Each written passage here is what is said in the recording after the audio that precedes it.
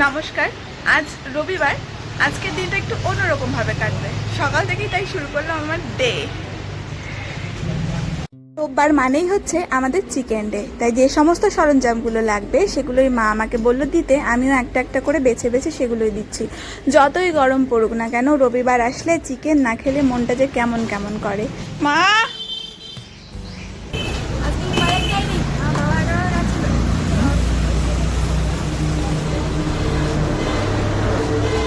আর এদিকে কাঁচামালেরও বাজার চলে এসছে, কিন্তু এত বেশি গরম আমার একদমই ইচ্ছে নেই কোনো কিছু কাজকর্ম করার। খালি মনে হচ্ছে জলের মধ্যে ডুবে বসে থাকি। তো সবজিগুলো সাজাতেই হবে। আশেপাশের মানুষ অপেক্ষা করছে যে আমি কখন সবজি ঢালবো আর তারা আসবে।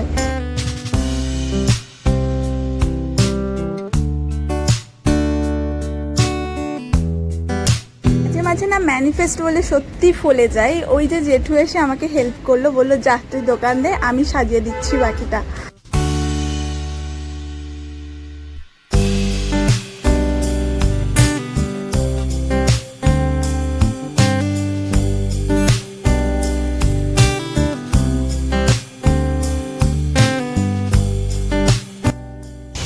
কালকে যে সমস্ত সবজিগুলো আমরা মাঠ থেকে তুলে এনেছিলাম সেগুলো দিয়ে মা আজকে সকাল থেকে রান্না বান্না শুরু করেছে পদে পদে। এটা হলো কুমড়ো শাক রসুন দিয়ে মুসুর ডাল। সকালবেলায় এটাই আমি খেয়েছিলাম আজকে। রবিবার দুপুরবেলা আজকে প্রচণ্ড গরম দিয়েছে, যে গরমে কষ্ট হচ্ছে, ঘাম ঝরছে যথারীতি। আমি জাস্ট দোকানটাকে বন্ধ করেছি, এক পাল্লা নামিয়েছি, টাকা গোছাচ্ছিলাম, কারণ আজকে হয়তো সন্ধ্যা হবে দোকান খুলতে খুলতে, আবার ওই বেলাতে না জানি রাতও হতে পারে। বাবার আজকে আবার চেক আপ আছে, তো আমি যাব না, মা বা বোন কেউ নিয়ে যাবে বোলপুরে, আর আমি যাবো একটা অনুষ্ঠানে। কিন্তু আমি টাকা গোছাতে গিয়ে আমি অবাক, পুরো চেটানো একটা টাকা। এই যে এই যে এটা আমি মনে হয় যখন খেতে গেছিলাম সকালবেলাতে, বাবা 10 মিনিট তখন দোকানে বসেছিলেন, সেই সময় কেউ ইচ্ছাকৃতভাবেই তার যেহেতু লস না হয় সেই টাকা চালাতে গিয়ে আমাদের পুরো লস করে দিয়ে গেছে। না জানি 200 টাকায় হয়তো 20 বা 30 টাকারও জিনিস কিনেছে, বাকি টাকা ফেরতে নিয়ে গেছে। মানে খুব বাজে লস হয়েছে আজকে। বাবা দেখতে পান না, সমস্যা এটা বুঝতে পারেন না। এটা হলো আমাদের দুপুরের লাঞ্চ। আমি সকালবেলাতে একদমই আর চিকেন কষাটা খাইনি, ভালো লাগছিল না গরমে, তাই দুপুরবেলায় মা চিকেনের ঝোল চিকেন কষা দুটো দিয়েই ভাত দিয়ে দিয়েছে।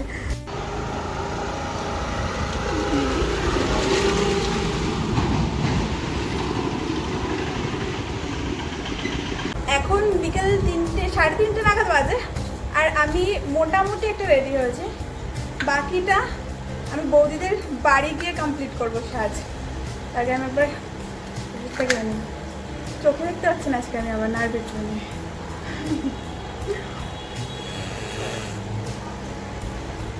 শাড়িটা এত এত ভালো, এত ভালো যে কষ্ট দেবে না আমাকে গরমে। দাদা চলে এসেছে, বেরোতে হবে, চলো।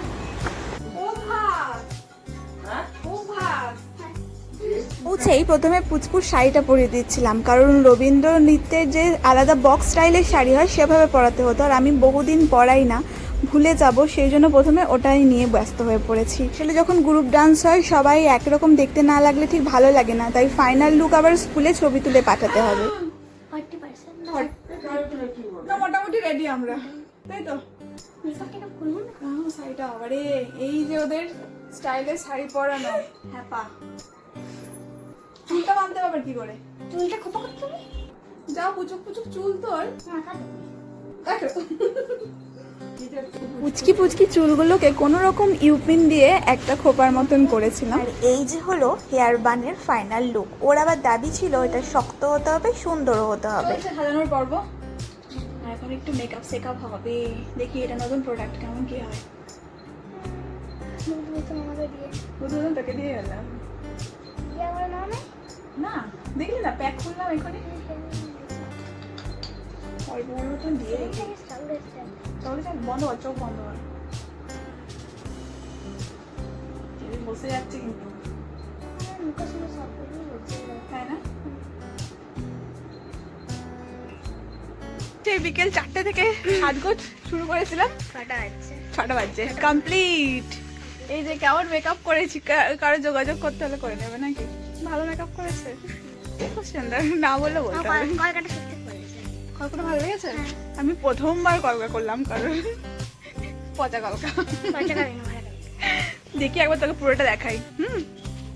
পিপিও সেজে নিয়েছে। চোল ছাড়া মেকআপ, খোল চোখ, খোল চোখ, খোল।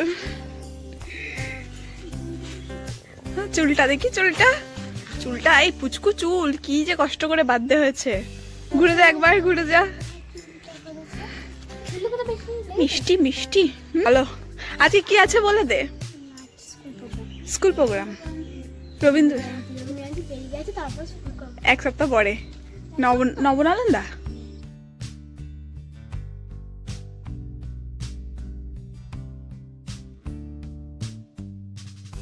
সে রোদ আমাদের শরীর পোড়ায় বটে, তবে রাস্তার ধারে ফুটে থাকা রাধাচূড়া কৃষ্ণচূড়া আমাদের মন ভালো করে দেয়।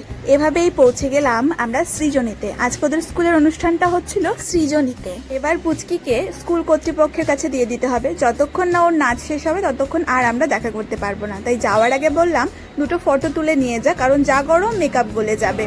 দিদি চলো, টাটা। এতেই বিভৎস গরম, তার মধ্যে এত দর্শকের উপস্থিতি। সকলেরই প্যারেন্টসরা এসছে, আরও এক্সট্রা মানুষজনরা এসছে। আর আমরা এত লেট করেছি যে গিয়ে আর চেয়ার খুঁজে পাচ্ছিলাম না বসার জন্য। কিন্তু এই পুচকুগুলোর সাজসজ্জা দেখে, ওদের ব্যস্ততা দেখে এত ভালো লাগছিল, কিছুক্ষণের জন্য গরম কি জিনিস সেটা ভুলে গেছিলাম।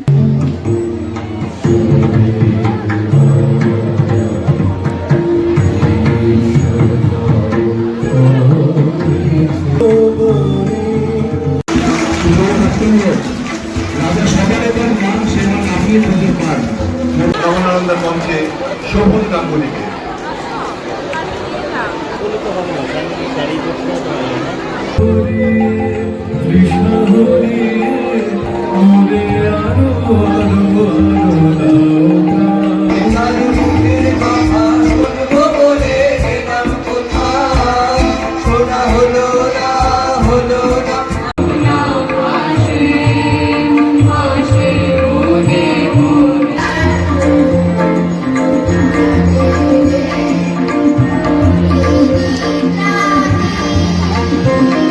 দীর্ঘক্ষণ সুন্দর অনুষ্ঠানের সাক্ষী থেকে লাস্টে যে পুচকিদের নাচটা হলো সেটা দেখে আমি এবার এসেছি একটু প্রকৃতির কাছে।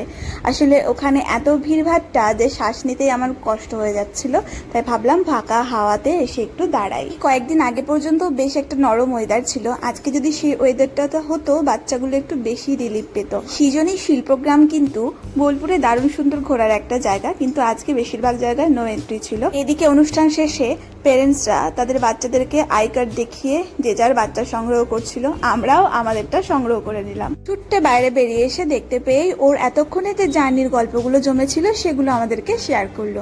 কি টিফিন খেলো, গরমে কতটুকু কষ্ট পেলো, আর এখনো কিন্তু ওর পেট ভরেনি। ও বাইরে যাওয়ার আগে ঠিক কি কি খাবে সেটাও বলছিল আমাদেরকে।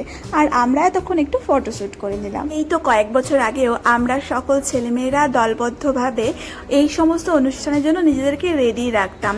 যদি কখনো রবীন্দ্র জয়ন্তী বা কিছু অনুষ্ঠান করা হতো, আমাদেরকে যদি বলা হতো সেখানে অনুষ্ঠান করতে, সেখানে গিয়ে আমরা আমাদের মতন করে পারফর্ম করতাম। কত বছর পরে আবার এরকম একটা অনুষ্ঠানে সামিল হতে পেরে আজকের দিনটা আমার সত্যিই খুব ভালো কাটলো।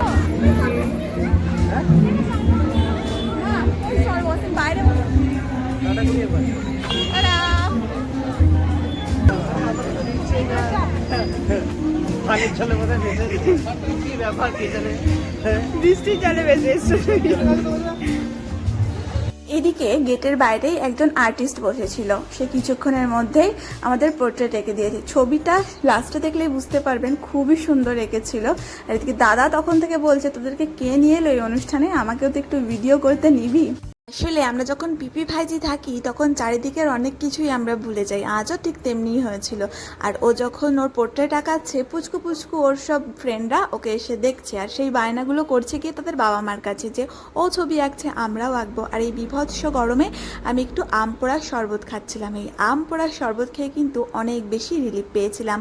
বসে বসে লক্ষ্য করছিলাম আমি তো ছটফট ছটফট করছি গরমে, ওদিকে পুচকিটা এক মনে চুপচাপ বসে আছে ওর পোর্ট্রেট আঁকার জন্য। যে মাঝে আবার পোজ দিচ্ছিল, একটু একটু হাসছিল। যে আর্টিস্ট ছিল সে বলছিল হাসতে হবে না, তুমি সিম্পল থাকো, আমি ওভাবেই এঁকে নেব।